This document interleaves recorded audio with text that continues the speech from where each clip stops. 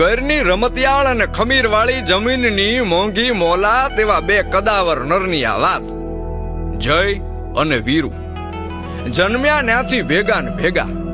એકની પૂંછડી પૂરી થાય ને બીજાની કહેવાળી શરૂ થાય એમ હંમેશા આગળ ને પાછળ એકબીજાની હારે ને હારે.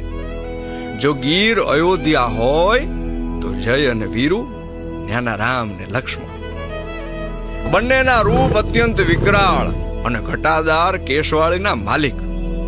બંનેનો રંગ અસલ ગરની માટી જેવો. ખોરઠની સીમમાં આવેલ હાવજની વસ્તીમાં સૌથી મોટો ફાળો આ બે નરનો છે.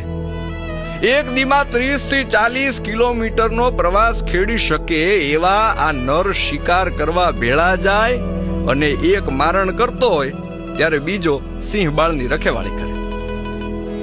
ઘરનું અસલ રાજ પરિવાર જ જોઈ લ્યો. આંગણે આવતા કે રસ્તે મળતા કોઈ માનવીને કનડગત નહીં કરવાનો. બેયનો બાદશાહી મિજાજ.